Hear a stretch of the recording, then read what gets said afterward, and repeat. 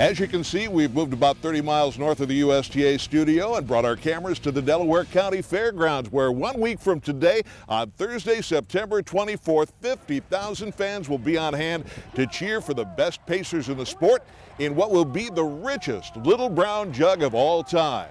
Well Said, the horse many say will be the favorite to add the 2009 Jug Trophy to his impressive collection of victories, tuned up this past weekend in a division of the Simcoe Stakes at Mohawk Racetrack, where he again put in his patented off-the-pace charge to the wire. Well Said digs down deep now on the outside. Still there, Carnivore. Well Said on the outside. Shows a short lead in deep stretch. Carnivore comes back. Well Said on the outside. Well Said on the outside will just get up to win the Simcoe Stakes. There has been a rumor going around in the sport of harness racing that Well Said wasn't going to come here to Delaware, Ohio to race in the Little Brown Jug. According to Steve Elliott, he told Eye on Harness Racing, forget it. We are definitely going to be in Delaware, Ohio on September 24th. Let me take a moment to tell you about our exclusive Little Brown Jug coverage. We're going to have a Jug Day blog. We're going to have special features in the web newsroom, a website devoted solely to the 2009 Little Brown Jug, and of course, great and exclusive video coverage from right here in Delaware, Ohio. Your best bet during Jug Week is to stop by ustrotting.com and make it your first stop all week long for coverage of the Little Brown Jug.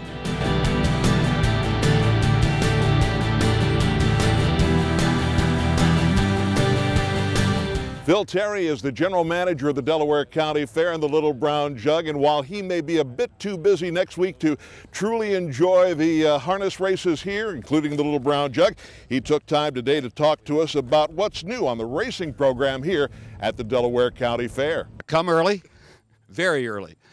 We open the gates at 8 on Wednesday and 7 o'clock on Thursday. Be the first in, and you'll avoid a lot of traffic.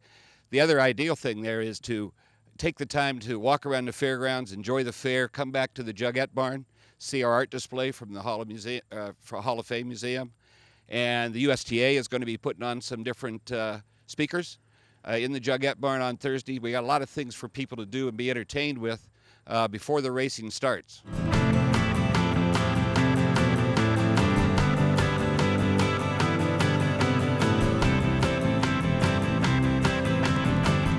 It was announced this week that Dave Pallone and Hal Jones have been officially elected to the Harness Racing Hall of Fame in Goshen, New York. Pallone, of course, the five-time HTA Driver of the Year, and Hal Jones is a pioneering breeder who perfected the use of artificial insemination, now in universal use at all breeding farms in North America.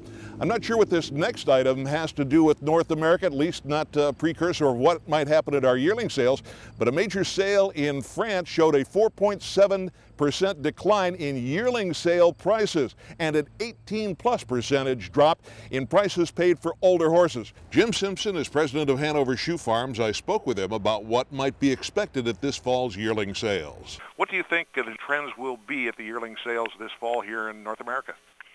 Well, two sales recently. The sale in Canada was up significantly, and the Garden State sale average was up. So I hope that trend continues. Is there really any way to tell how the economy, which seems to be strengthening for some people, affects the sale of yearlings? Well, a downward economy certainly seems to have downward pressure on the sales.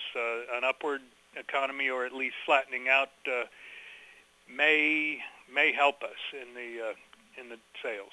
Of course, the economy is recovering in North America. Let's hope that our yearlings and horses that are going to be sold at the fall sales do well indeed here. Finally, perhaps it's the fact that I'm starting to think about Social Security more and more, but a recent race at Colonial Downs caught my eye. The Doctor, driven by Jimmy Laurent, beat Mac Attack Mac, driven by Sam Miller, by 1 length. Nothing apparently unusual in that result, until you note that Laurent is 78 years old and Miller is 75, making the Exacta combination perhaps the oldest on record.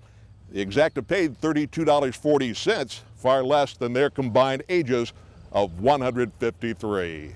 It's complete, official, and here. The latest edition of the Sires and Dams, North America's complete standardbred breeding and bloodline reference, is available for immediate shipment. To order, visit shop.ustrotting.com or call 877-800-USTA. It's the week before the Little Brown Jug, and it's also the time of the year when the best state-bred performers in the sport have their time in the spotlight. This coming Saturday at Balmoral Park, it's Illinois Super Night. It was the first of the Super Nights around the country, and this past weekend, both Indiana and Pennsylvania took turns spotlighting some of the best performers bred in those states. At Indiana Downs, headlines were written by the veteran pacer Go On BB, driven by Ricky Macomber, who became the richest Indiana-sired performer of all time by winning a $90,000 sire stakes final for pacing mares.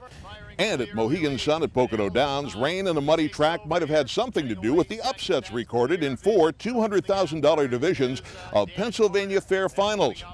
Double Shot of Scotch, seen here in rain to Jim Morrill Jr., was the fastest of the upsetters.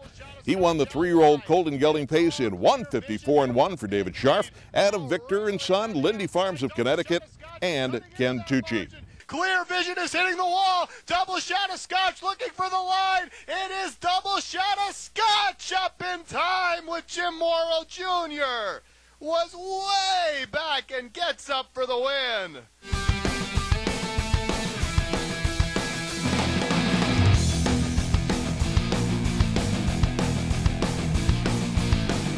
Over the years, so many wonderful pacers have left us with so many wonderful memories by winning the Little Brown Jug. It became a little difficult to pick just one out for our look back segment this week. But the task became a little easier when I looked at the list of past Jug winners and saw the name of a horse who shattered records throughout a 3-year-old season that was perhaps beyond compare. Niatross was heavily favored in the 1980 Jug and certainly did not disappoint. His Jug record win was just a harbinger of what would come a couple of weeks later when he became the sport's first sub-150 performer. It's Niatross with the lead. Storm Damage on the outside. Tyler B third. It's Niatross winning the Little Brown Jug.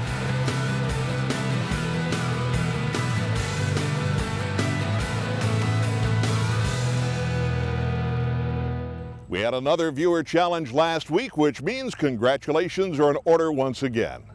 Our winner was Harry Lair of Harpersville, New York, who correctly knew that Mike LaChance drove Shady Character in the first heat of the 1998 Little Brown Jug before he elected to drive Art Escape in the second heat, leaving Ron Pierce to drive Shady Character to Jug glory. We have a new challenge this week, and appropriately, since Jug Week is coming up.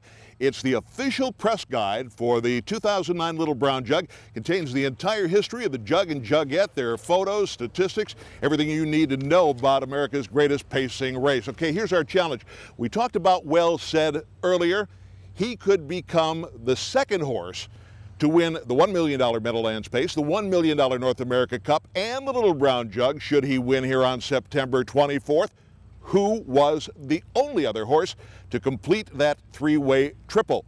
Send your answer along with your name and address in an email to i@ustrotting.com, and we'll select our winner from among all the correct entrants. And by the way, if you've won in the past 30 days, sort of cool it. Let somebody else enter the winner's circle. Finally, a programming note. We're moving. Ion Harness Racing, starting on Tuesday, September 22nd, will be seen every Tuesday at 3 p.m. Eastern online at ustrotting.com or harnessphere.ustrotting.com as well. As always, if you have any questions or comments about our program, we'd love to hear from you. Send them via email to i@ustrotting.com. Well, that does it for our pre-Jug show. We'll see you on Tuesday at 3 p.m. with the next edition of Ion Harness Racing. I'm John Pawlak. Thanks for watching.